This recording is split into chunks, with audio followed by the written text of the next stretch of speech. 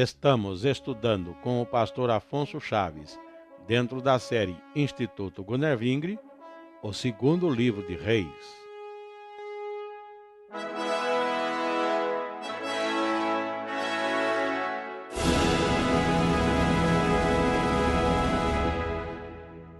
Dando continuidade ao nosso estudo nas Sagradas Escrituras, agora que estamos estudando o livro de 2 Reis, no capítulo 10 é onde temos interrompido.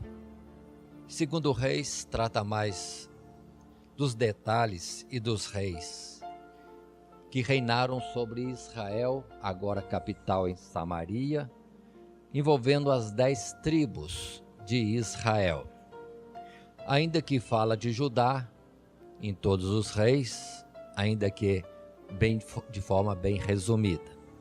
E temos interrompido o nosso estudo naquela situação em que, em Judá, quem está reinando é uma mulher, Atalia ou Atália, conforme for a acentuação desta palavra. Em Bíblias há acento, em outras versões não temos o acento na palavra. Mas Atalia, descendente de Onri, descendente de Acabe, mostrando a gravidade do erro da entrada de um povo estranho, aparentando-se com Israel, não só feriu as 10 tribos, mas também feriu a Judá. E essa mulher, apesar de ser mãe, avó, matou toda a descendência real para ficar reinando ali em Jerusalém. Conforme fizemos destaque, que coisa absurda, tremenda, vergonhosa mesmo, uma mulher de origem sidônia, da família de Jezabel, reinando em Judá, em Jerusalém, e profanando a casa de Deus, aquela casa que Salomão tinha edificado para culto ao Deus verdadeiro. Uma blasfêmia de todo tamanho. Mas, felizmente, da casa real, uma criança foi retirada, foi salva na hora da matança, uma criança de nome Joás, e ficou escondida por 6 anos na casa de Deus, com o sumo sacerdote Joiada. Na continuidade do nosso estudo, observando o outro lado, as 10 tribos de Israel em Samaria, nós estamos no ponto em que cumpre-se a palavra de Deus, que depois que Elias, recebendo aquelas 3 missões no Monte Horebe da parte de Deus, uma foi separar Eliseu como profeta em seu lugar, isso já está feito, e na última lição vimos Jeú sendo ungido rei de Israel, que foi a segunda missão. Observe que décadas e décadas passaram, mas a palavra de Deus se cumpre, e um homem de nome Jeú é ungido rei em Israel, e começa então a trazer o juízo de Deus sobre a família de Acabe. E já foram mortos os reis, no caso o rei Jorão, e depois Jorão sendo de Israel, descendência de Acabe, e depois o rei Acasias de Judá, também descendência de Acabe, veio cumprindo a palavra de Deus. Como também, por ordem dele, Jezabel é morta, cumprindo todos os detalhes. Os cães comerão a Jezabel, de tal forma que o que sobrar dela ninguém poderá dizer que é Jezabel. Tudo cumprindo direitinho nos mínimos detalhes. E um particular sempre envolvendo a região e cidade de Jizriel, lugar em que foi derramado sangue inocente. Deus faz questão que ali mesmo todos esses venham a estar envolvidos na sentença de reprovação e de condenação, de vingança de Deus contra a casa de Acabe. No capítulo 10, portanto, iniciamos um novo assunto, continuidade de onde estamos interrompido, falando ainda sobre Jeú. Inicialmente, entendamos que Jeú reina em Israel e está na cidade de Jizreel. E ele manda carta para Samaria, a capital, aos homens, anciãos e servos da casa real de Acabe, para que eles decidam, de todos os filhos de Acabe, que eles procurem alguém para reinar em Samaria e que eles se esforcem e lutem pela casa de Acabe, se assim acham por bem. Mas no capítulo 10 temos a informação que, recebendo aquela carta, em Samaria os anciãos e os súditos da casa real consideram: quem somos nós para levantar um rei da família de Acabe e lutar contra Jeú, que já venceu 2 reis, o rei de Israel, Jorão, e o rei Acasias de Judá. Então temem e devolvem a informação, mensagem a Jeú, dizendo: de forma nenhuma levantaremos rei, e também dizemos que nós somos teus servos, o que o Senhor mandar, nós faremos. E uma segunda carta, diz o verso 6, da parte de Jeú, vai para a capital Samaria, dizendo assim, no verso 6, se sois meus e ouvirdes a minha voz, tomai as cabeças dos homens, filhos de vosso Senhor, e amanhã, a este tempo, vinde a mim, a Jizreel. E os filhos do rei, 70 homens, estavam com os grandes da cidade que os mantinham. Observe sempre, Jizreel. Jeú disse: estou em Jizreel, usando outras palavras. Se vocês são meus servos, então quero aqui as cabeças dos filhos da descendência de Acabe. E são 70.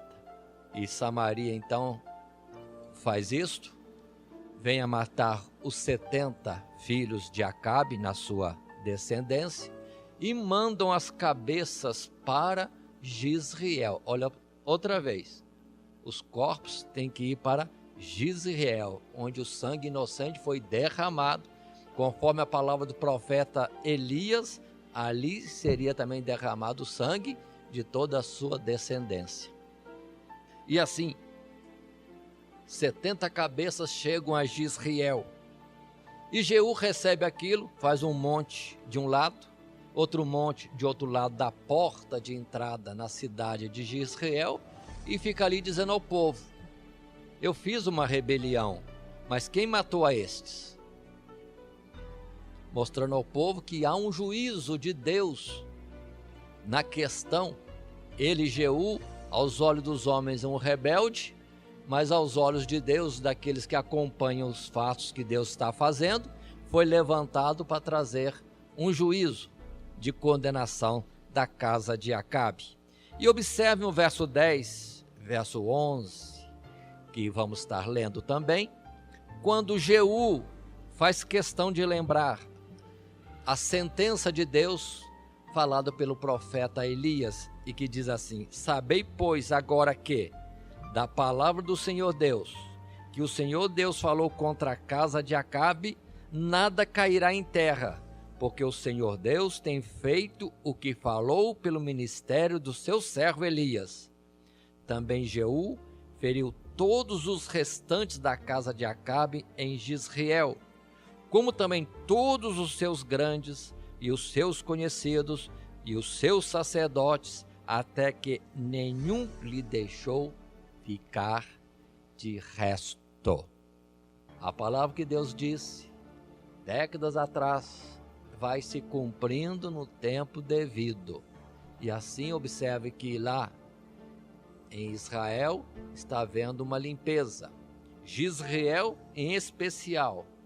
E agora, o verso 12 diz que Jeú parte então para a capital em Samaria, onde estaria reinando sobre as 10 tribos.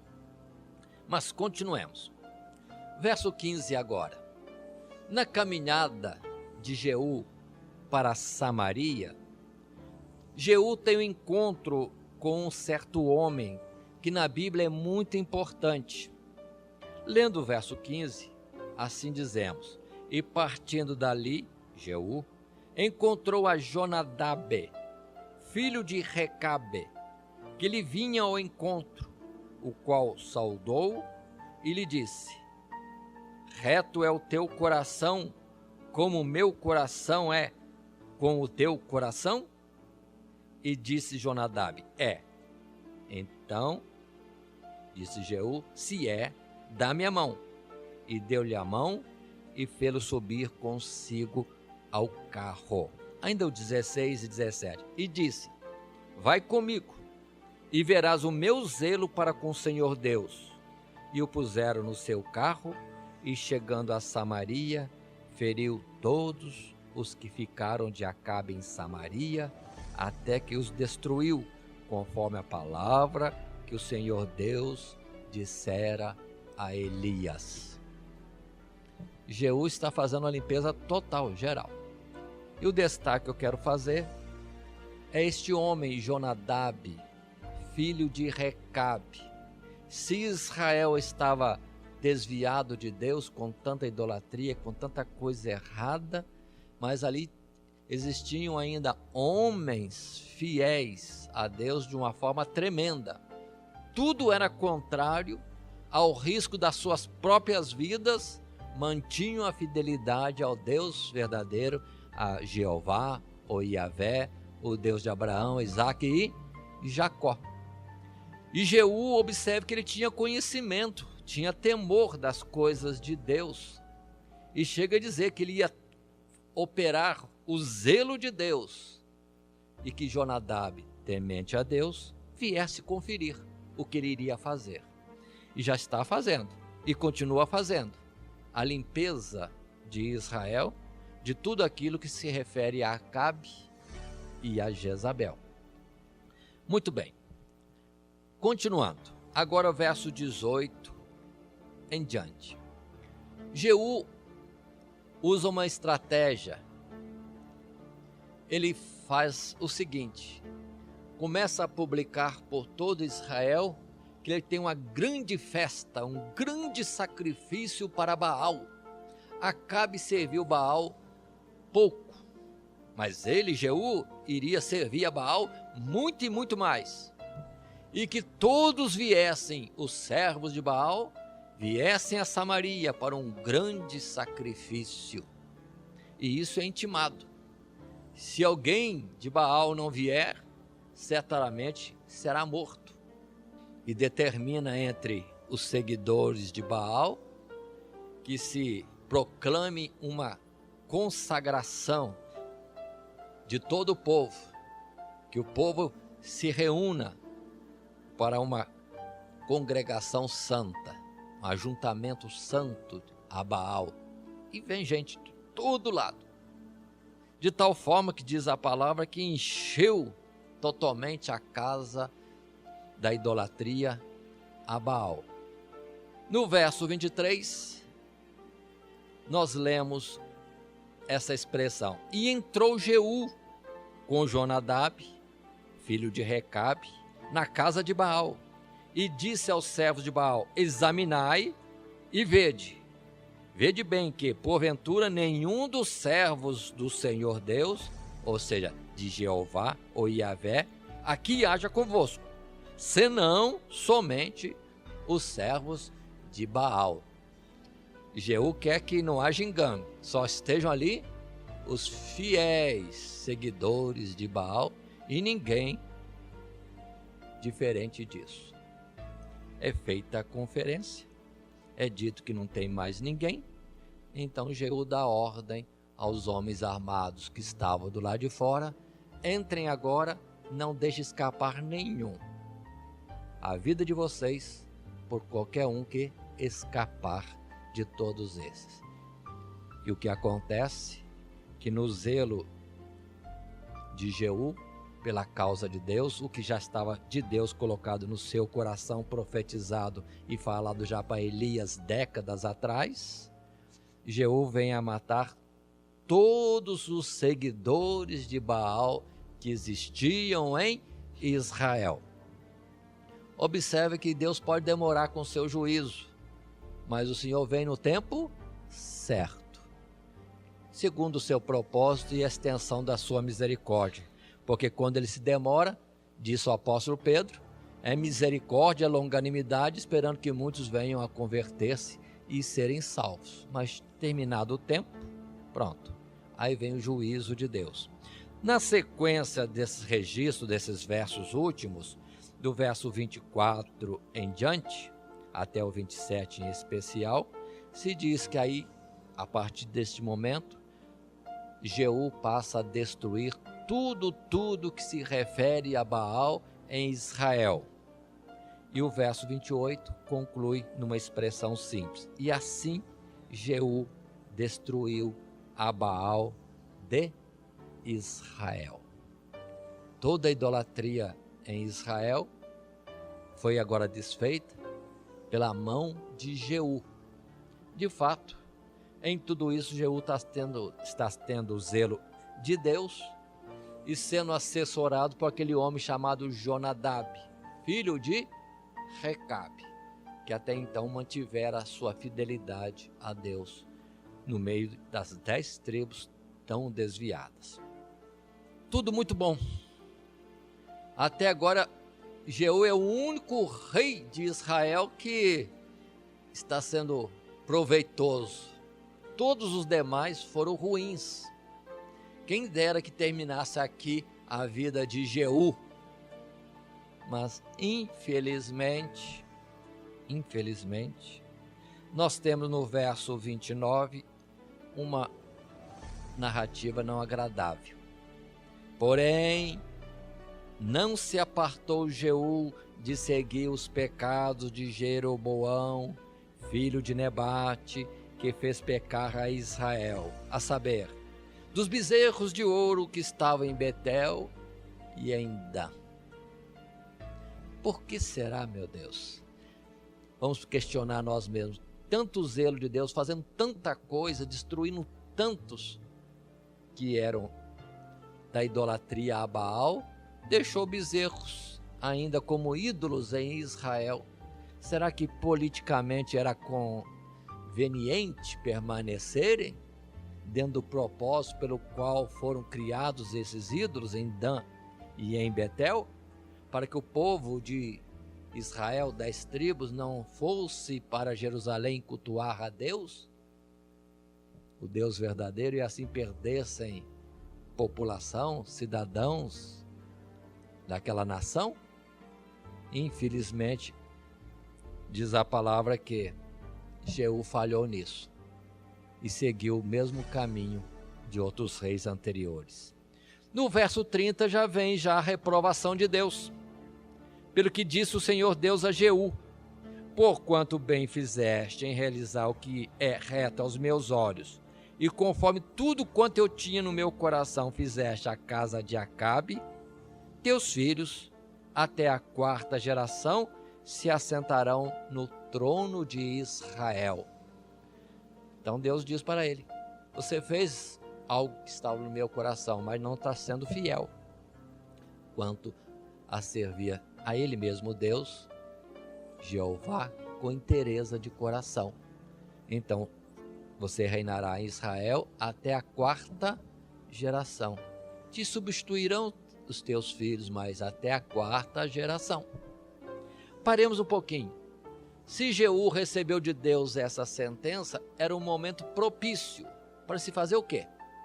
Arrependimento, clamor diante de Deus, busca de misericórdia, mas não. Pelo que o verso seguinte, verso 31, volta a insistir. Mas Jeú não teve cuidado de andar com todo o seu coração na lei do Senhor Deus, Deus de Israel, nem se apartou dos pecados de Jeroboão, que fez pecar a Israel. Com todo este alerta, com esta sentença de Deus, não voltou atrás, não procurou melhorar os caminhos, continuou ainda com a idolatria em Betel, em Dan, servindo aos bezerros de ouro.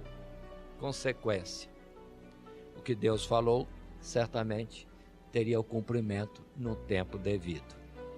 E diz a palavra no verso 32, naqueles dias começou o Senhor Deus a diminuir os termos de Israel, porque Azael os feriu em todas as fronteiras de Israel, desde o Jordão para o nascente do sol, e toda a terra de Gileade, e os Gaditas, e Rubenitas, e os Manassitas, desde Aroer, que está junto ao ribeiro de Armon, ou Arnon, a saber, Gileade e Bazã. Lendo isso aqui parece só isto, mas observe o que Deus disse para o profeta Elias, lá naquele princípio. Eliseu, Jeú e Azael. O que escapar da espada de Azael vai feri-lo Jeú, e quem escapar de Jeú vai feri-lo Eliseu. É o juízo, a sentença de Deus contra as 10 tribos. E observe, tudo está acontecendo agora. Elias já não está mais, décadas passaram. Eliseu às vezes talvez não tenha nem tanta força para estar se deslocando para um lado e para outro, tanto que alguma vez temos outro profeta fazendo a mensagem de Deus, como no caso para ungir Jeú, mas está cumprindo os 3 serviços, as 3 missões dadas a Elias estão se cumprindo. Elias não está mais, mas aí está.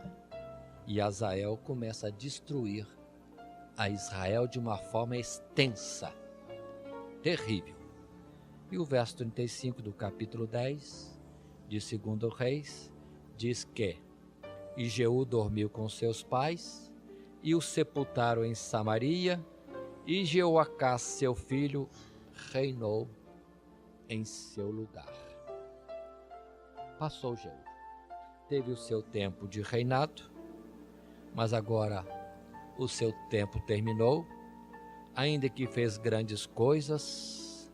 Mas observem, aquele que guarda 9 mandamentos e erra num dos 10, na verdade fere os 10. É a palavra que nós temos da parte de Deus no Novo Testamento, quando se diz, porque o mesmo que falou os 9 mandamentos, também falou o 10º. Quem transgride contra um, transgride contra Deus, que falou nos 10 mandamentos. E Jeú teve a perda de sua aprovação por causa de um detalhe, uma coisa antiga que permaneceu e ele deixou-se envolver. Muito bem, como temos o povo de Deus dividido em 2 nações, Israel, do qual temos trazido um registro, a história de Jeú, vamos ver o outro lado, como está em Judá, ao sul, em Jerusalém. Quem está reinando mesmo lá? Atalia ou Atália, que é descendência de Acabe também, sendo rainha do povo de Deus, quando Deus tinha dito que seria o trono da casa de Davi e sua descendência. Muito bem, nós vimos que Joás, uma criança pequena, foi poupada da destruição, porque a tia correu e separou a criança pequena e escondeu 6 anos na casa de Deus. Muito bem, vamos então para este estudo que se refere à casa de Judá em 2 Crônicas, porque em 2 Crônicas nós temos sempre os detalhes sobre os reis de Judá. E no capítulo 23, vamos ver o que diz as Sagradas Escrituras. Verso 1 conta para nós que, no 7º ano, Joiada se esforçou, é o sumo sacerdote, e tomou consigo em aliança os chefes das centenas, e cita-se aqui os nomes de cada um deles. Se não bastasse isso, Joiada também mandou avisos, rodearam todo o lugar das cidades de Judá, ajuntando todos os levitas que ainda existiam para estarem em Jerusalém. Convocou uma reunião dos levitas, lembrando que os levitas são aqueles que estão incumbidos das coisas de Deus, e dentre os levitas a família de Arão, constituídos os homens como sacerdotes. E toda aquela gente foi para Jerusalém, e assim, diz a palavra no verso 3, e toda aquela congregação fez aliança com o rei na casa de Deus, e Joiada lhes disse: eis que o filho do rei reinará, como o Senhor Deus falou a respeito dos filhos de Davi. O sumo sacerdote está com zelo das coisas de Deus. Se Deus disse que tem que ser um filho de Davi, então ali existia ainda um filho de Davi, ainda que criança, e que seria o rei de Judá em Jerusalém. E assim todo o povo levita se ordena em guarda. Verso 10 diz: e dispôs todo o povo, e cada um com as armas na mão, desde a banda direita da casa do Senhor até a banda esquerda da casa do Senhor, da banda do altar e da casa à roda do rei. Verso 11: então tiraram para fora o filho do rei, e lhe puseram a coroa, e deram-lhe o testemunho, e o fizeram o rei. E Joiada e seus filhos o ungiram e disseram: viva o rei. E agora então reina a criança Joás em Judá. Naturalmente, a rainha ouve o barulho, ouve todo aquele agito no meio de Jerusalém, sai para ver o que é, mas a guarda da casa do Senhor, os levitas, a levam à parte e a matam, conforme a palavra de Deus, para destruir toda a descendência de Acabe. Tinha essa mulher em Judá como rainha, e lá também chega o juízo de Deus desta forma. A palavra mostra que, morrendo aquela mulher, houve paz em Israel. Diz a palavra no verso 16: primeiramente, e Joiada fez aliança entre si e o povo e o rei, para serem eles o povo do Senhor. Depois todo o povo entrou na casa de Baal e a derribou. Eles quebraram os seus altares e as suas imagens, e a Matã, sacerdote de Baal, mataram diante dos altares. Observe que a vingança de Deus se estendeu já por todo Israel e agora também está indo em Judá. Deus tem sempre aqueles que fazem o seu juízo no tempo devido, segundo o seu propósito, e também após cessar toda a sua longanimidade. Mais à frente, diz a palavra do Senhor que vão limpar toda a casa de Deus que estava profanada por causa daquela rainha que servia a Baal. E o verso 21, e todo o povo da terra se alegrou, e a cidade ficou em paz, depois que mataram Atalia a espada. Pronto. Reina em Judá Joás, que é descendência de Davi. Entramos assim no capítulo 24 de 2 Crônicas, quando diz a palavra: e tinha Joás 7 anos de idade quando começou a reinar, e 40 anos reinou em Jerusalém, e era o nome de sua mãe Zíbia de Berseba. Graças a Deus, não é também da família de Acabe. Já está extinta a casa de Acabe. Agora já é Berseba, família, terra, cidade de Judá. Continuemos, ainda no capítulo 24. E fez Joás, no verso 2, capítulo 24, verso 2, e fez Joás o que era reto aos olhos do Senhor todos os dias do sacerdote Joiada. E continua a palavra no verso 3, que para nós é estranho, mas naquele tempo parecia normal. Tomou Joiada para ele 2 mulheres e gerou filhos e filhas. Naquele tempo não se tinha um entendimento daquilo que o Senhor estabeleceu desde o princípio em Gênesis capítulo 2, e serão os 2 uma só carne. Mas Continua. Pelo que a palavra diz que o homem se desviou de Deus, não houve um justo sequer. Mas, continuemos. Verso 4. E sucedeu depois disto, que veio ao coração de Joás renovar a casa do Senhor Deus. Paremos. Imaginem 6 anos, ou até mais, em que a casa de Deus ficou abandonada e depredada, porque tudo que tinha de valioso foi levado para servir a Baal. E Joás, então, preocupa-se de fazer a reforma da casa de Deus e dá ordem aos levitas, sacerdotes em especial, que trata de reservar algum dinheiro das ofertas e arrume a casa de Deus.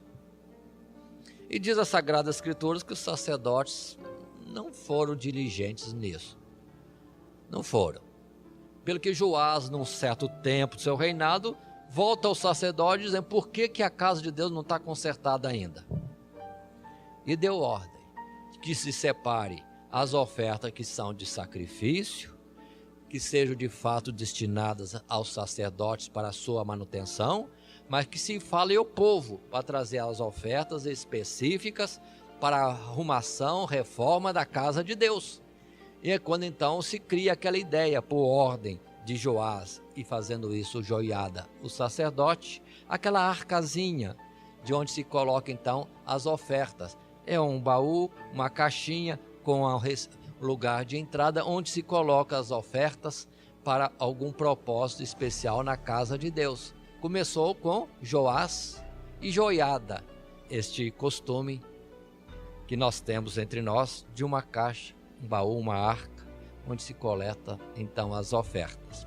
E assim o povo trazia de bom grado as ofertas, colocava naquela arca e de tempo em tempo, quando viam que havia bastante, abria-se a arca com o tesoureiro do lado, com testemunhas do lado, e contava-se o dinheiro e entregava na mão dos trabalhadores para que fizesse a obra da casa de Deus. E tem uma expressão nas Sagradas Escrituras de que ninguém pedia conta do dinheiro que se dava aos trabalhadores, porque trabalhavam com zelo, com fidelidade, para arrumar a casa de Deus, e ninguém pedia conta. Ficava a cargo deles fazer a obra. Já que, observe, os sacerdotes não foram diligentes para fazer a obra, trago então quem faça a obra e se faça. Entregue o dinheiro na mão deles. E assim a casa de Deus foi avançando, sendo arrumada, restaurada para todo o culto a Deus, porque estava de fato abandonada. O verso 13 diz assim: e os que dirigiam a obra faziam que a reparação da obra fosse crescendo pelas suas mãos e restauraram a casa de Deus ao seu estado, ou seja, à sua origem, e a fortaleceram. Verso 15: e envelheceu Joiada e morreu farto de dias, era da idade de 130 anos quando morreu. Aí está um homem que viveu largamente e para o qual o povo de Judá era muito agradecido, porque conduziu o povo de Judá e ao rei Joás em todo o cuidado das coisas de Deus, em todo o tempo da sua vida. 130 anos viveu. Observe bem isto. E o verso 16 dá o destaque: e o sepultaram na cidade de Davi com os reis, porque tinha feito bem em Israel e para com Deus e a sua casa.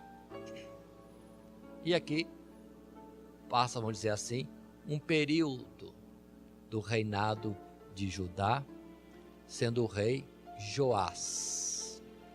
Mas, sempre esse porém e esse mas.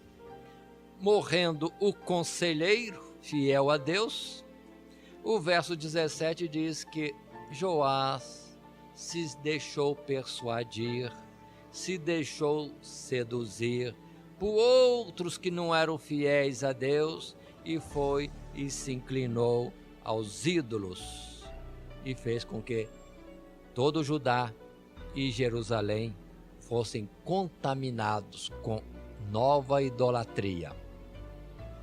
tudo de bom ali correndo e alguém desvia o rei do caminho certo.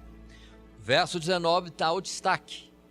Porém enviou o profeta entre eles para fazer tornar ao Senhor Deus, os quais protestaram contra eles, mas eles não deram ouvidos. Observe que Deus avisa. Deus não deixa de corrigir, de exortar, mas o rei e o povo não levaram em conta. Continuaram se afastando de Deus e seguindo a idolatria.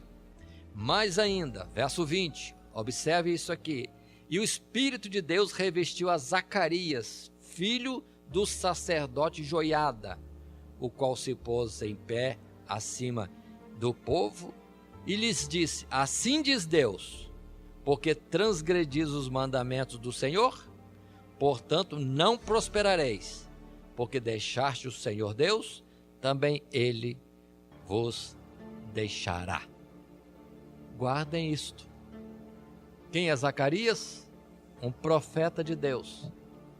Mais algum particular? Sim, é filho de Joiada, que fez tanto bem a Judá e ao rei Joás. E Joás o manda matar. E a palavra diz assim, no verso 21, faço questão de ler: e eles conspiraram contra ele, e o apedrejaram com pedras, pelo mandado do rei, no pátio da casa do Senhor Deus. Imaginem, dentro do pátio da casa de Deus, onde só os sacerdotes podiam ter entrada, ali mataram o profeta Zacarias, filho de Joiada. Guarda isso, porque Deus não se esquece. Passam séculos, e lá na frente Deus vai cobrar isso de novo. Mas por enquanto, vamos ver no tempo ainda de Joás, porque a palavra diz no verso 22, assim o rei Joás não se lembrou da beneficência que Joiada, pai de Zacarias, lhe fizera, porém matou-lhe o filho, o qual morrendo disse: o Senhor Deus o verá e o requererá. Ou seja, Deus estava vendo e Deus certamente ia trazer justiça. Tanto é que já no verso 23 começa já o castigo de Deus. Se lá atrás nós lemos: e Jerusalém ficou em paz, e Judá ficou em paz, agora toda esta paz é perdida quando se desviam de Deus e insistem em andar contrariamente para com Deus. O que vem logo em seguida? Verso 23, o exército da Síria, aquele tal homem, Azael, rei da Síria, como também o seu filho em sucessão, além de dar sobre as 10 tribos de Israel ao norte, vem contra Judá também, trazendo grandes dores e destruição a Judá. Lembre-se que Deus tinha dito há muito tempo atrás ao profeta Elias: Eliseu, Jeú e Azael, 3 nomes vivendo ao mesmo tempo e trazendo o juízo de Deus sobre todo o Israel, tanto as 10 tribos ao norte como as 2 tribos ao sul, Judá e Israel, com capital em Samaria. Aí está.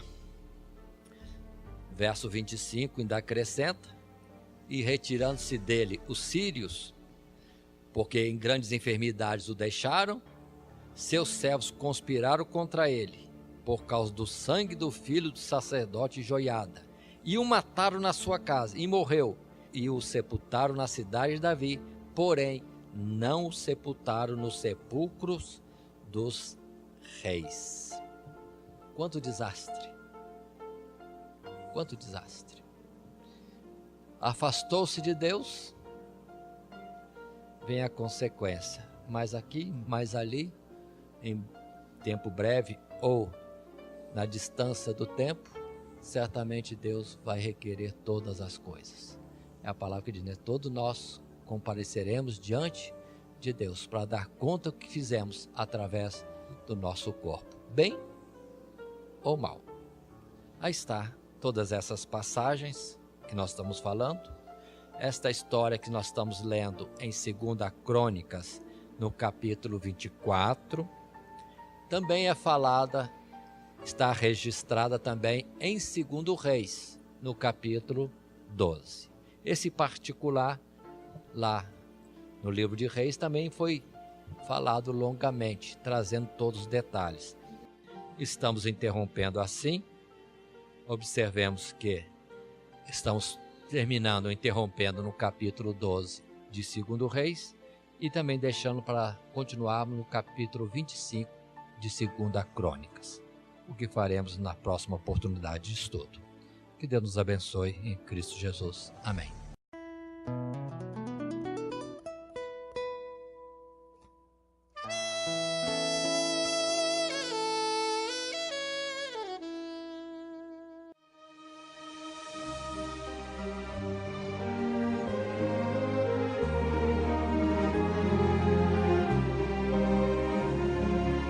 Querendo adquirir cópia desse estudo, ligue para a prestadora 12 3648 1818. Teremos imenso prazer em atendê-los.